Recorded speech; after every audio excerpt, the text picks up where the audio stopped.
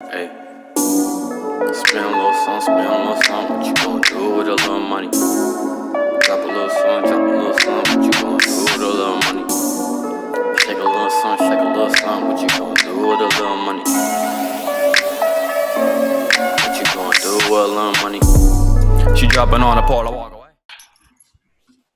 Play! No. Gay!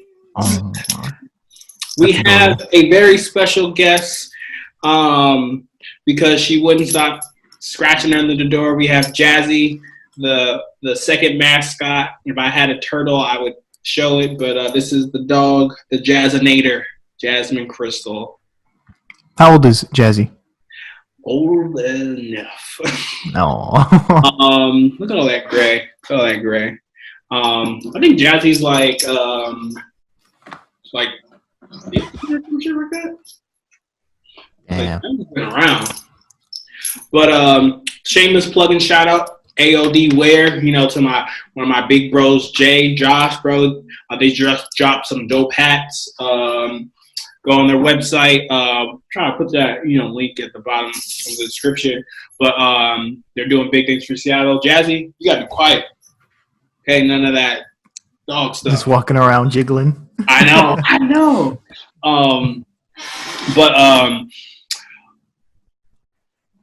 Yo, you know what people need to do?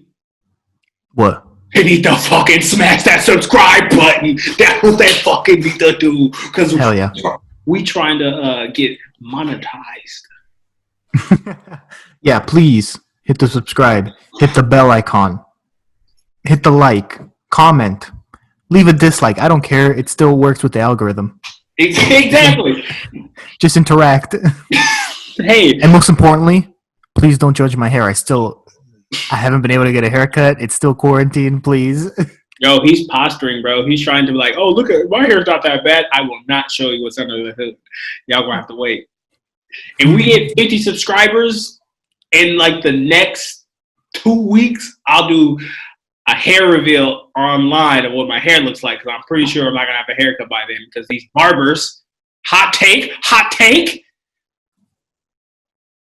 barbers are only cutting people's hairs either if you're a celebrity or you're like a really close friend.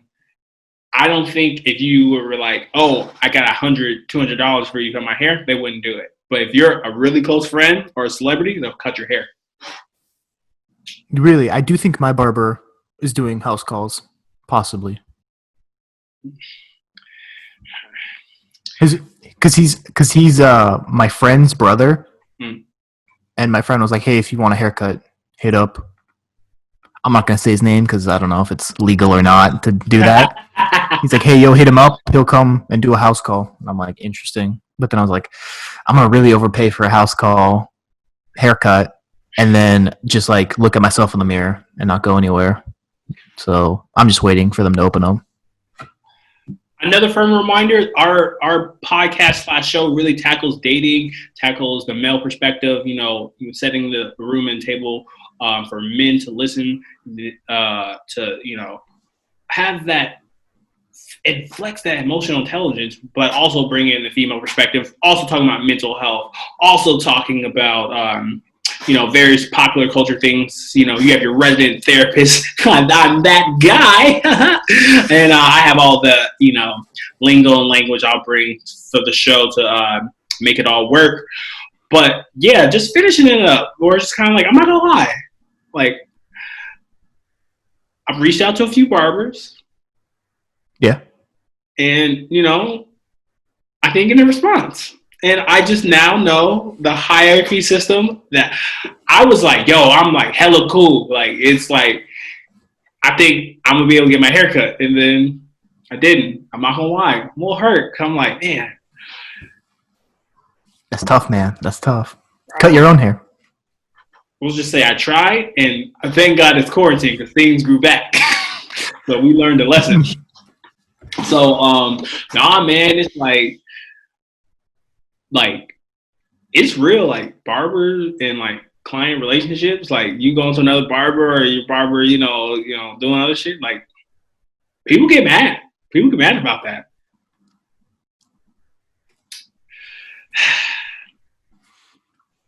So, I know. Anyway, rant over.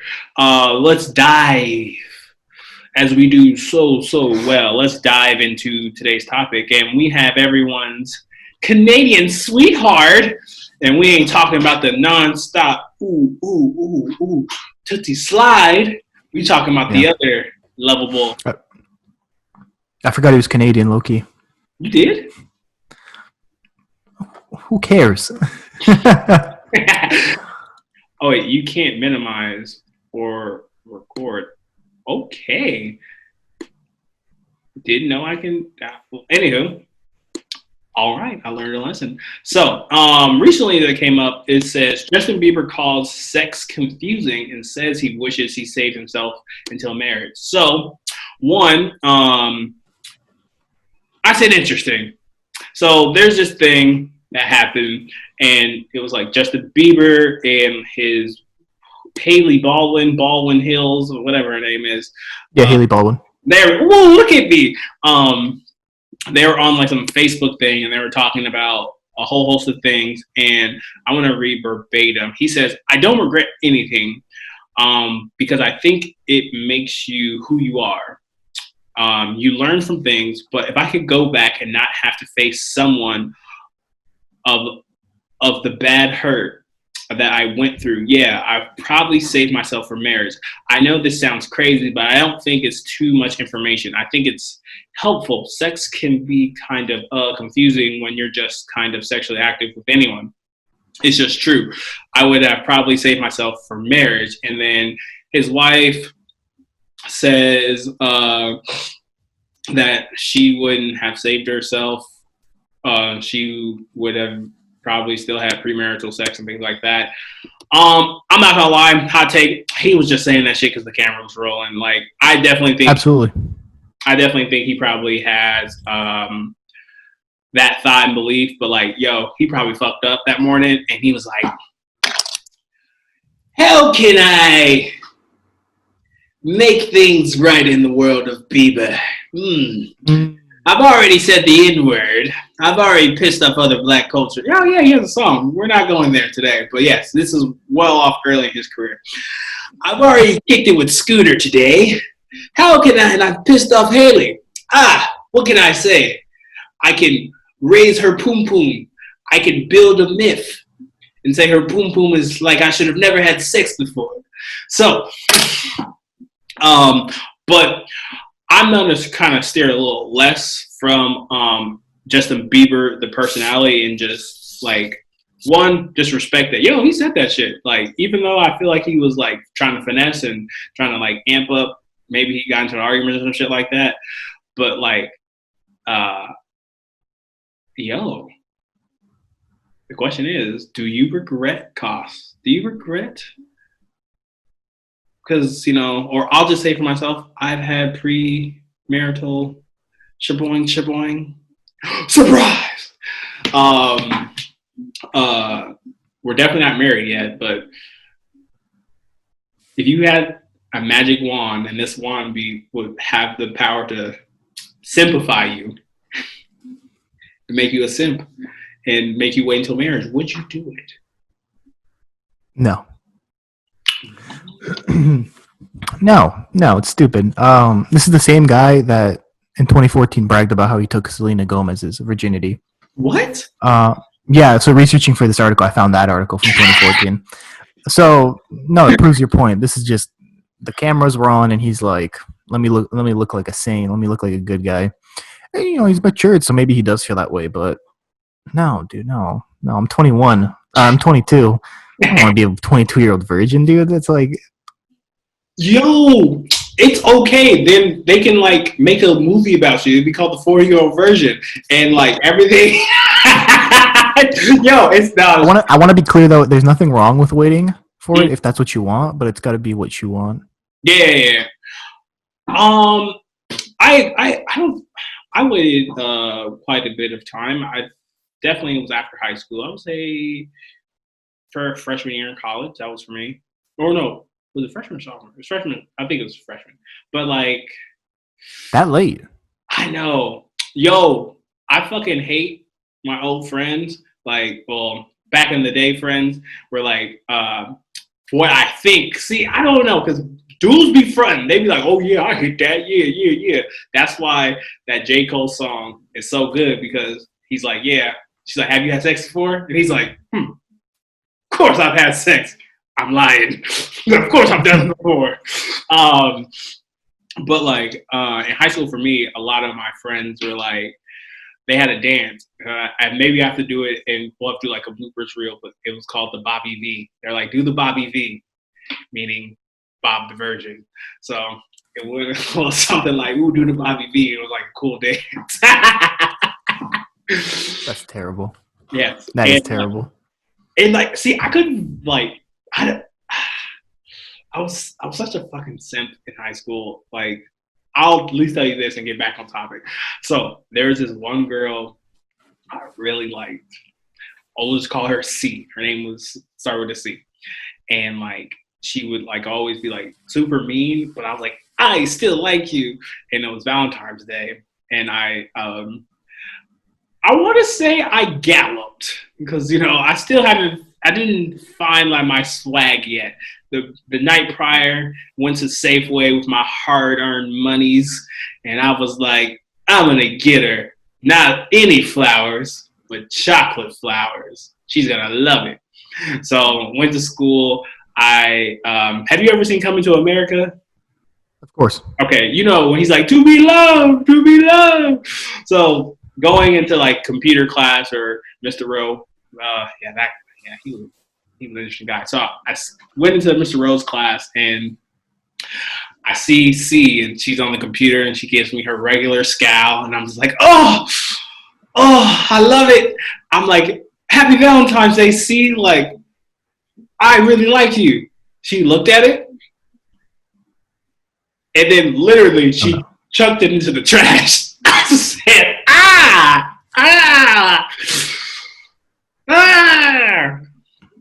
So, yeah, that was painful. Memories. That's awful. I'm sorry. Don't be. I needed that. I needed those hard lessons to know that, And, girls do that, and then they're like, why are guys such jackasses later in life? Oh, I definitely went to the dark side for a little bit. But I was. But my philosophy, everybody's got to eat sometimes. So, back on track with where I was going with this, where it's just kind of like, I actually kind of forgot my fucking point. God damn it, I hate when I do that. Oh, but anywho. You love going on these tangents. You're supposed to help me bring this back. We're talking about Justin lying in front of the camera. Oh no, I remember. You're kind of like talking about like fuck it. We're gonna keep going on this topic, and you guys just got a fun story about parts of my life. So just go. Oh wait, you asked me if I would take back my virginity if I could. Oh yeah, okay. Oh yeah, and I was talking about the Bobby V dance. Yeah. So so yeah, I was around like high school and things like that, but I'm actually like, I'm in the middle because I'm a pretty like old soul type of a dude, where like if I would have met my wife in high school, I'd be cool, and then I would just been more focused on my career. But what if they're right? If you wait until marriage, everything's like 10 times better. What if a magical genie came down and was like, yo,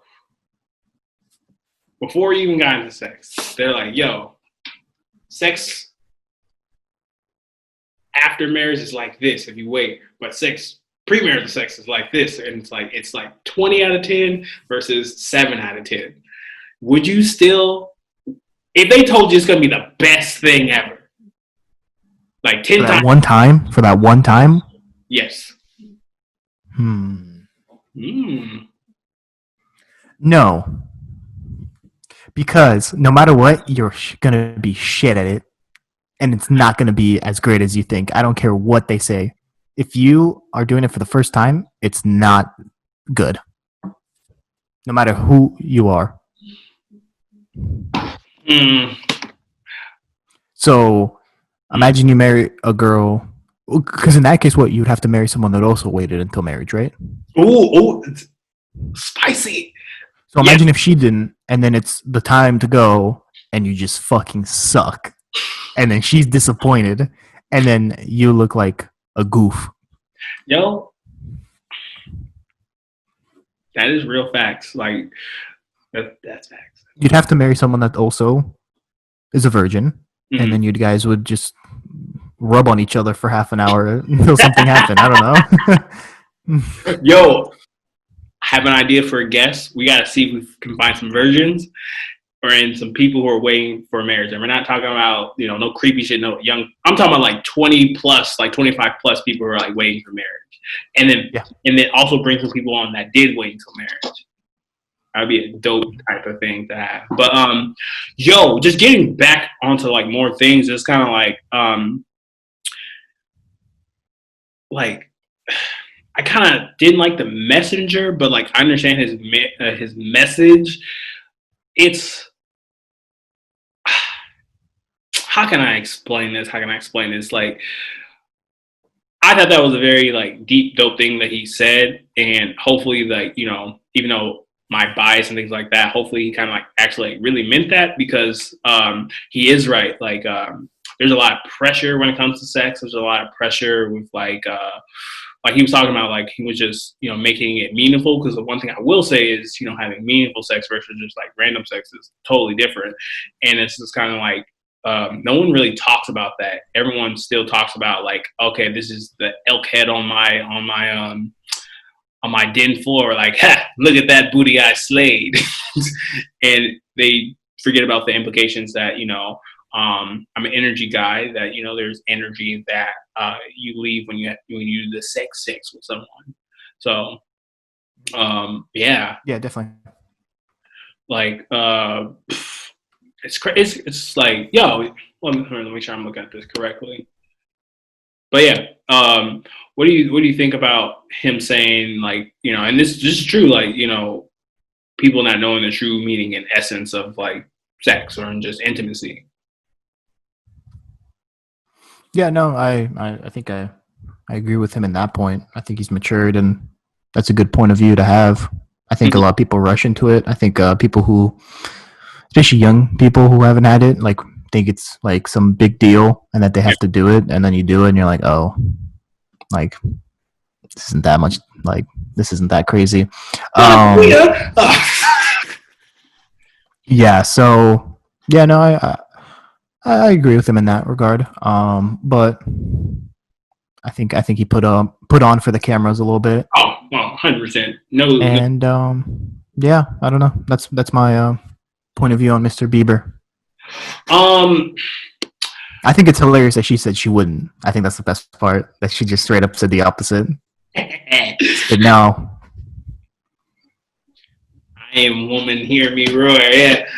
It almost kind of reminds me of like the Steph Curry, Aisha Curry thing when, like I could only hear the reaction when Steph was like, when he heard Aisha be like, yeah, I want guys to look at me too. I bet he was like, what the who is this? He pulled a misogyny book, Streets Volume 2. Yo, like, are you prepared? Are you preparing yourself for like when your girl in the future or now? Because I don't know how you be moving now these days. Because you out here quiet, having 2-3 girls talking to you all the time. Hey, don't let the glasses fool you. Yeah, that's that. What? Yeah, he's not as innocent. Anywho, but are you ready for like those type of comments when it comes to your significant other, when you're not expecting it, when they think it's like a stuff like that? Are you ready? If I'm not, the belt is. I'm joking. That's 100% a joke. Am I ready?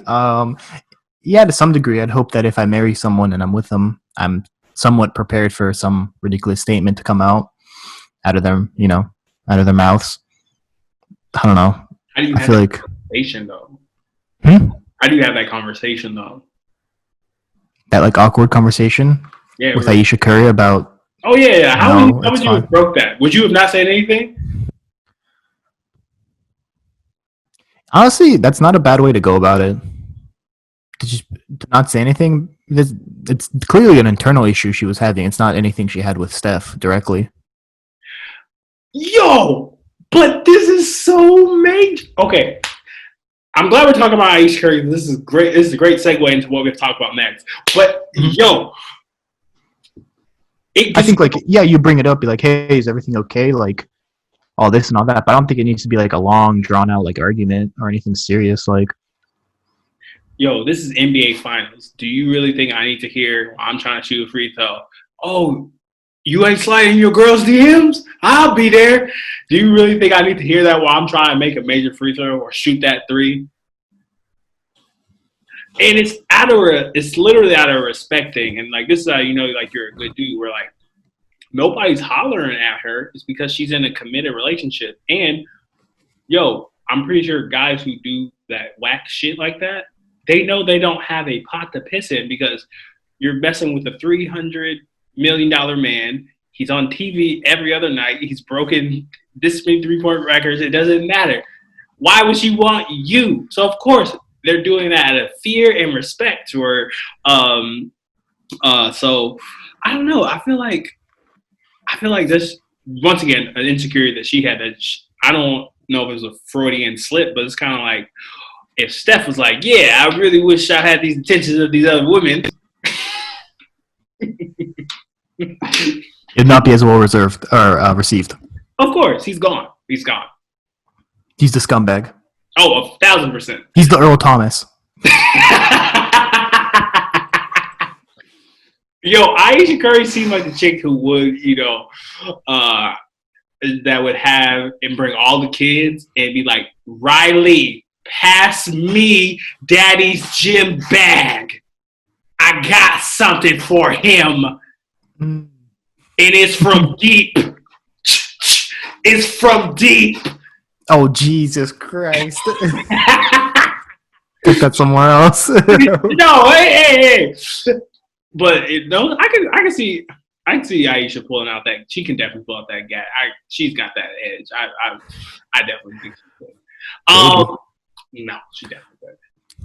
You want to segue into our little NBA? Oh, this is perfect. This was perfect. This is perfect. So, we're going to start with.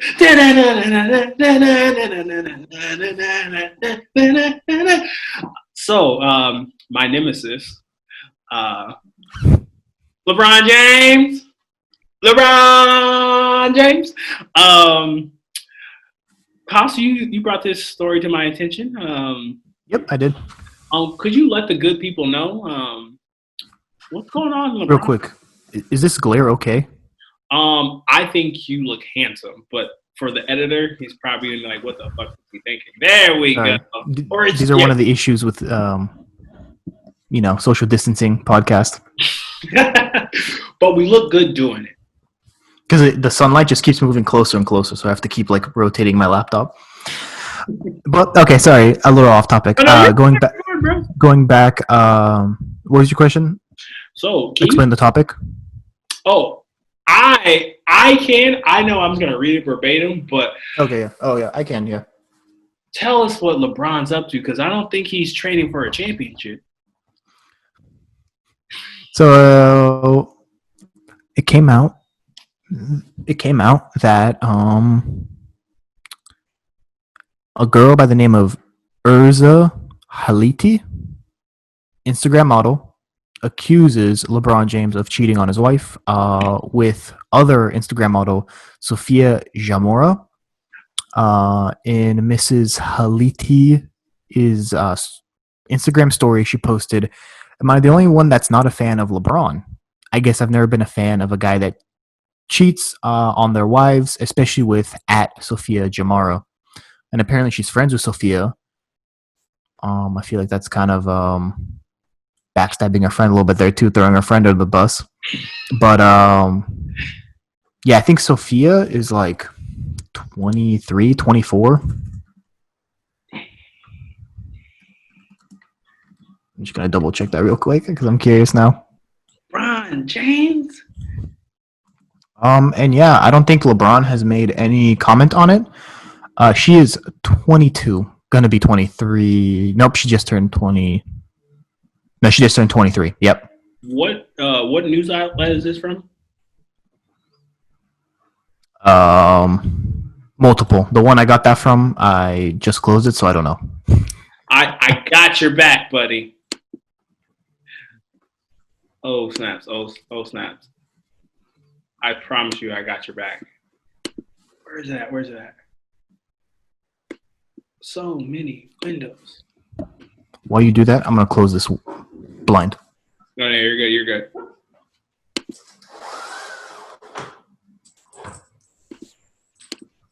You gave me that link though.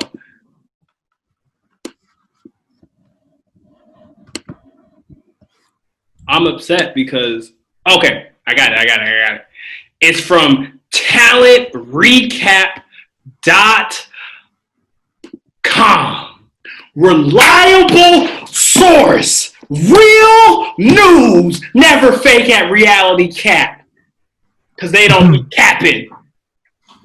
So I finally get to stretch my LeBron. So I want to preference this because lots of people think I'm a LeBron hater. You are. I'm not a LeBron hater, bro. So this is why I have to start off saying this. So in my younger years, maybe I was just blindly hating because I'm a huge KD fan. So let's just say this. Off the court, LeBron, oh my gosh, I can't believe I'm saying this. This is going to go on live footage. I have loads of respect for him because, he, got his high school sweetheart. He's not just a basketball player. He's socially active. He's business savvy. He has he's a great dad. From what I see, he's a great husband. Debatable today, but it's he's a good positive role model for a lot of men, and especially black men and black and brown people to strive to what holding down your family looks like, and that's something I will honestly say, no fucking sarcasm, that I've always respected about him, that he was able to do that. But because everyone likes to throw KD under the bus anytime they get an opportunity, and they threw KD on the bus when he's about to get married. Bron, so you flopping on another for JJ, and not your own with these young gals. How you? Do you believe this, LeBron? No, I think this is 100% fake news. Phony tabloid celebrity articles. I think the woman that broke this she is for the streets. I'll even throw Sophia in there. She's for the streets too. Why not? She didn't come out and say anything against it. I want to make this clear. Hold on. Dang. Excuse me. I want to make this clear. I'm not a huge LeBron guy either. I just grew up more of a Kobe guy. Okay. So for me, never liked LeBron that much. I respect him as a player. But yeah, no, I think he's innocent in this situation. There's no real fact other than the fact that she's been to a couple Laker games near courtside and near? Yeah, behind the bench. Oh, okay. So she whispered, "Oh, so you gonna give me a triple double tonight, bro? AD, you want to make this a triple double tonight?" That's funny. Yo, this is fact. Let me tell you why I believe LeBron is cheating, bro. You actually believe he's cheating? I'll let you know after my theory. So get this, okay? Okay. If we didn't have social media, because LeBron, when he plays basketball for the Lakers, he's his natural self. So when he flops, just look.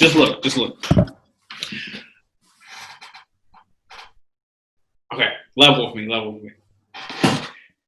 When LeBron plays, right, He's acting, right? He's acting, right?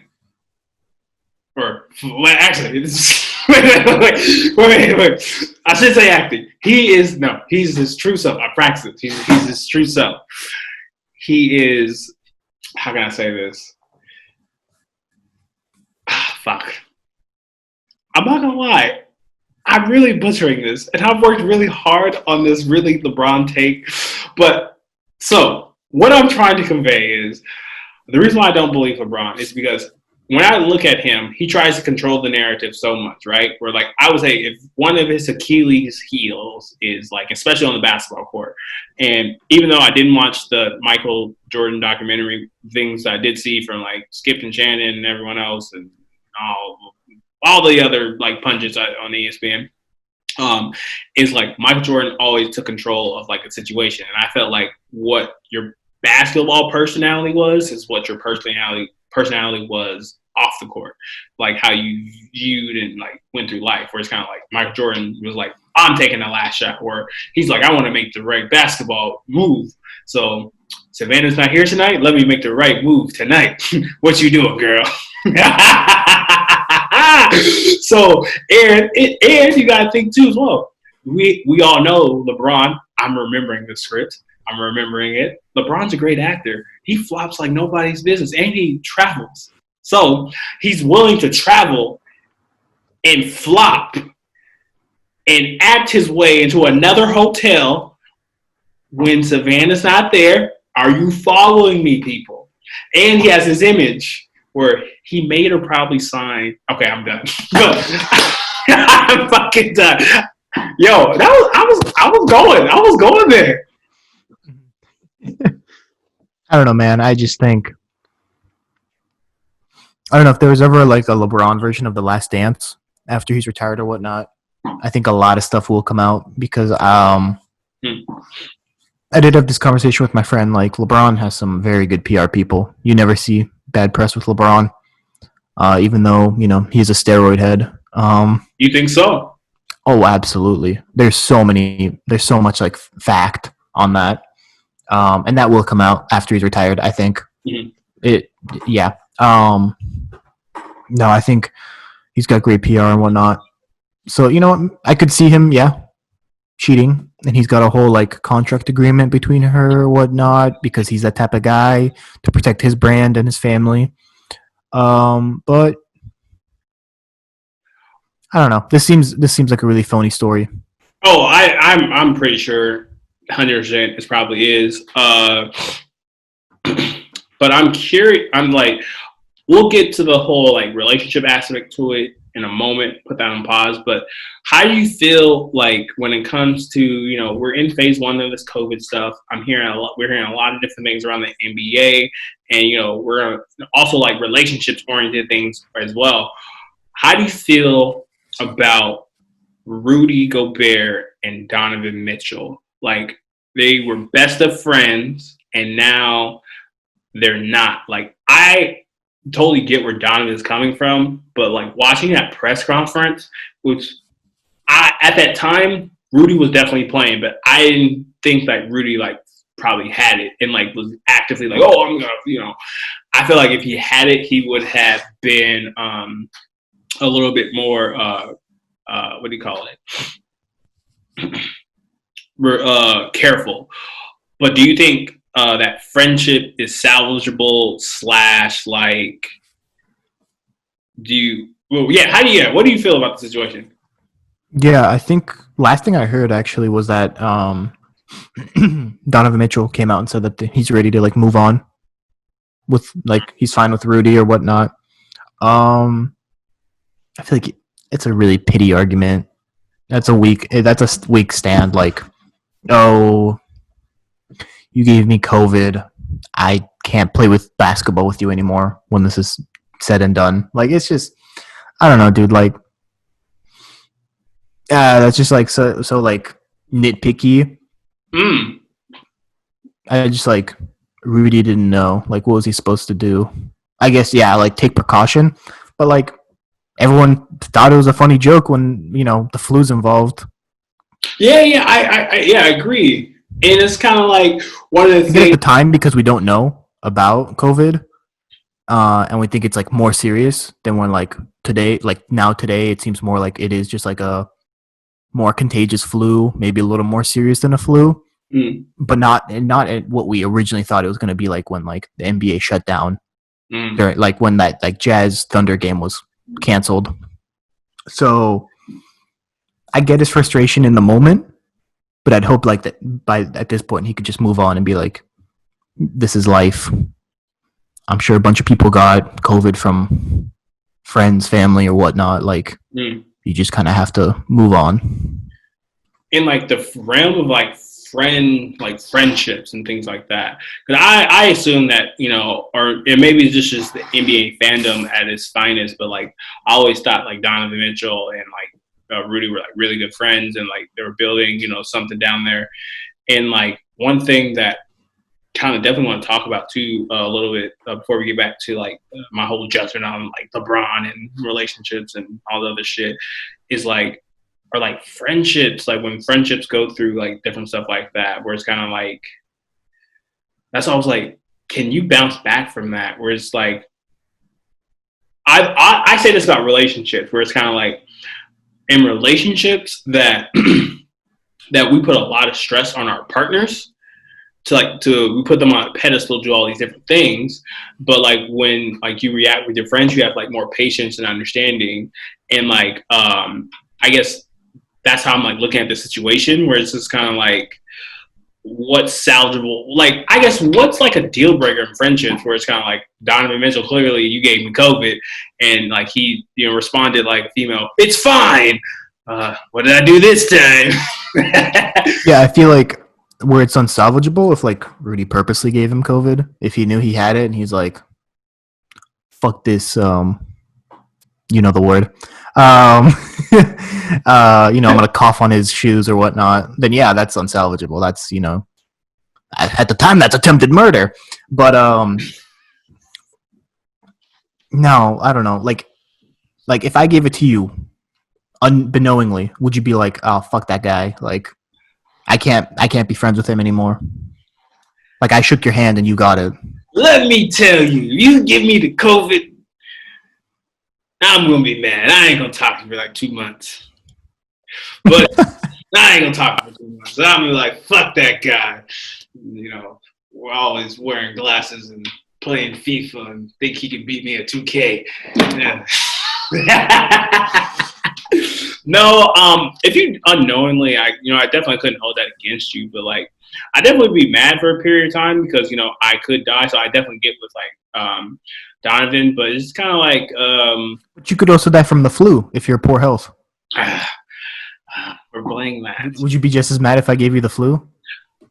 I wouldn't, but I think it goes along ways of like how people are dealing with I don't want to say COVID hysteria, but like there's also kind of got to be like a fine line of like accepting some of the circumstances that are going on and not giving in to total fear. Not trying to say that, you know, because I don't want to get this misconstrued where it's kind of like, oh, we're like people are complaining or anything like that. No, it's kind of like you have to accept some of the things that you can and can't do, and not give in to fear, and still find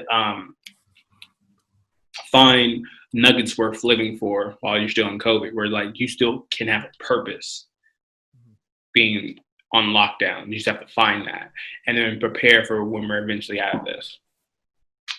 So overall, NBA is gone.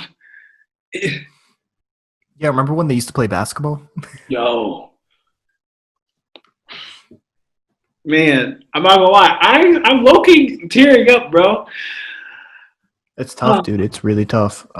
You know, the Blazers were gonna sneak into the 8th, make a real good run, and this is the league purposely created this virus to stop that. We all know this. You mean Dame Pennies, right? No, but I don't know. Listening to like Bill Simmons, his podcast, he seems pretty optimistic about it coming back from because he has inside sources. Saying that like they're looking at Disney World Orlando or I think Disneyland California or Arizona as possible places to where pretty much they're not sure on teams. It might be a whole like 8-team playoff, and that's it. So 4 teams from the West, 4 teams from the East. It might be 6 teams on each side, and then they just do like a 2 to 3 week tournament, and those players just stay in the like one hotel. They quarantine everything.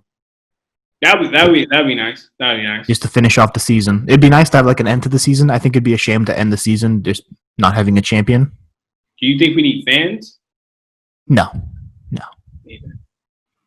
No, actually, I think basketball, soccer, football, those are all sports that like benefit from fans. But I'll give you an example. UFC came back. They did a really good job. First off, they tested everyone. They ran 1,300 COVID tests, and out of all those 1,300s, they found 2 or 3 that had it. A fighter and his like 1 or 2 of his coaches. Oh shit! They quarantined him in the hotel and whatnot. Left him alone. His fight was canceled. All the other fights went on, and it was good. And MMA and UFC without fans, really interesting. You hear every punch, every kick, the contact it makes on the skin, on the bone. You hear the coaches actually talking. You hear the commentators. The fighters hear the commentators. And they listen to advice from them. And it's actually really interesting watching MMA without fans. I was watching that at with my bros, and like that, because I also played tennis too, and like one of the things that I was trying to explain to like my friends is like sometimes when your coach is like saying shit and you're like, God damn, he keeps fucking crushing my backhand. Extend, put your hand out. I'm trying to do that, but he keeps fucking me up. Like, I need something better. Like, it's like so hard to take. And I also think this is like a teaching / fighter thing where like you're able to adjust on the fly, like because there's like so much psychology behind where it's kind of like I was telling, because I was remember one match where like my coach was giving me everything I need like to win, but it's like, yo, like I can't make this adjustment in the game right now. I have to use the things I have. Or I wonder if like for a fighter too, where it's kind of like yo, his left hand keeps crushing me, or like he's walking me down, where like I know what he's doing, but I can't adjust right now because maybe my body's not responding or some shit like that. Or from my own personal experience, it really helps having that corner.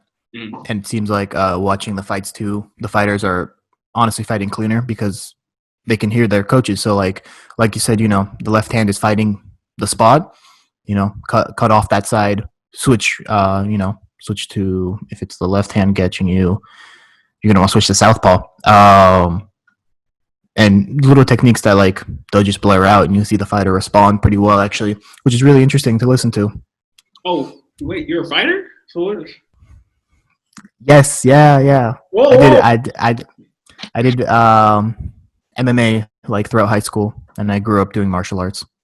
Oh, you hear that, ladies? You want to feel protected? You better come his way. He said he's going to say, walk on the other side of the sidewalk, Buster. He can take a gun at someone. Sure, why not? Wait, have you ever had to use it outside of the mat? No, I don't. I try not to. Oh, okay. Oh, you're that one guy who fought and he was like, I'm a social worker. And I was like, okay. He's like, What you learn is that there's really no point to fight in life once you like start doing it.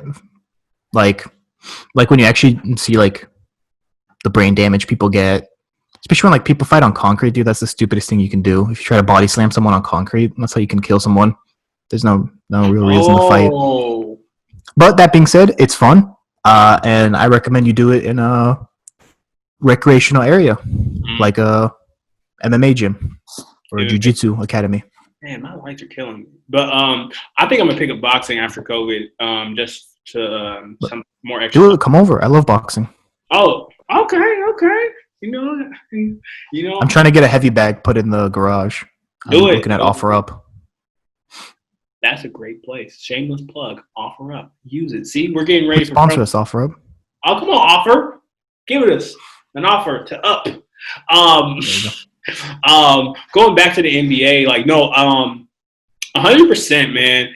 I really don't say this that often, but like for better or for worse, Adam Silver, I feel like he's like been a good commissioner for the most part. And it's gonna be very kind of hard to like follow suit, where it's kind of like, and getting to a little bit more like optics and psych, where it's kind of like he has mastered accepting the things he can control and can't control, where like he understands the players have control and he's fine with relinquishing that type of control.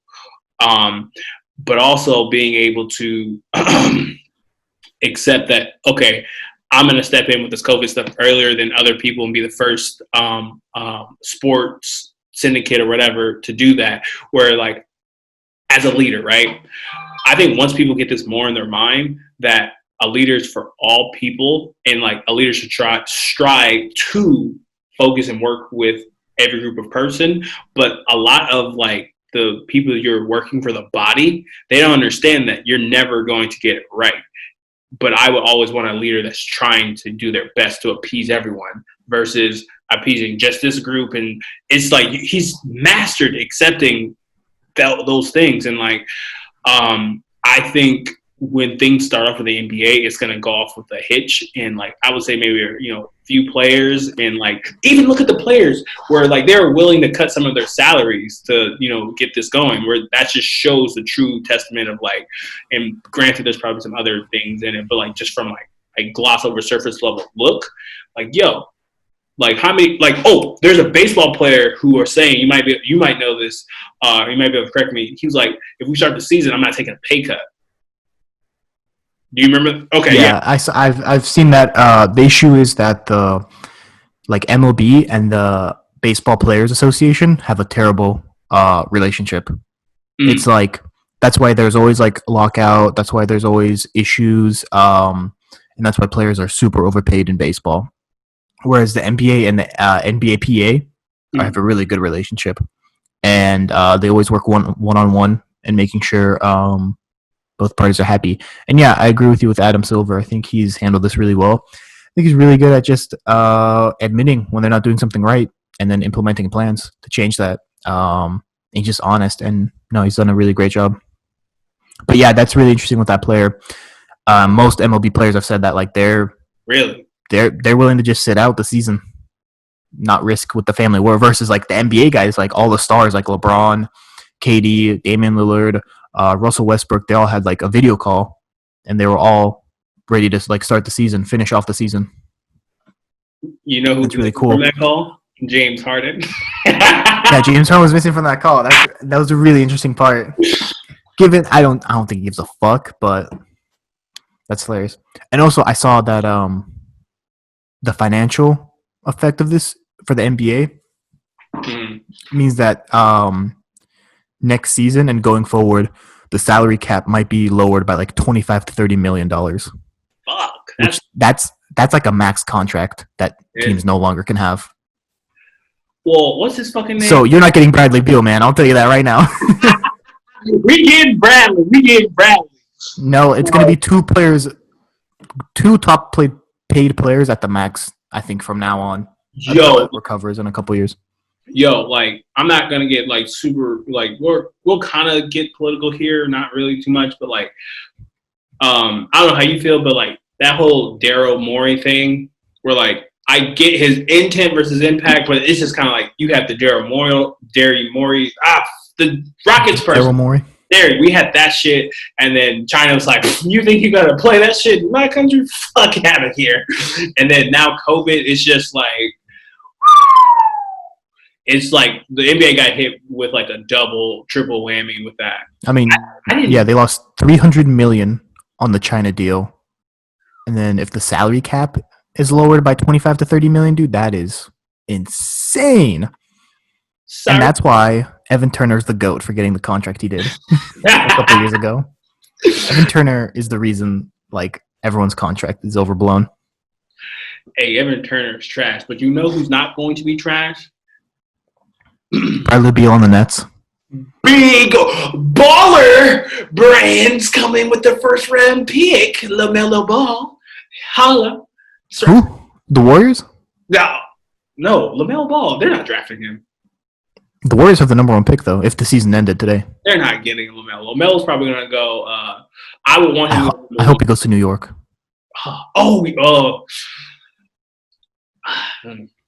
Yeah, I forgot you're a New York fan. Yeah, drop that in the comments, you guys. They still suck. How y'all gonna do that to Spike though? No comment. Okay. So I'm on Spike's side on that. Thank you. So, I just want to get us back to more like relationship oriented type of things, where it's kind of like, like we've been like. Well, a lot of people don't understand. We'll just kind of use the NBA as like our example, where it's kind of like that's what like a healthy relationship looks like, where it's kind of like, I'm doing my thing. And seriously, like a bit of a stretch, but I'll give it. It's a stretch, but it's kind of like versus baseball, where they're like, you're not taking any of my monies, versus we want to get this going. Granted, they have other benefits, but I'm just saying from this aspect, because we were talking about friendships, we were talking about the push and pull of like Donovan Mitchell and Rudy Gobert, where it's kind of like the nuances of all these different things is communication and being able to let a person be a person and let each person in the relationship flourish. And for like kind of like our ending point, where it's kind of like the whole LeBron thing, and I'm gonna leave basketball Robert to the side.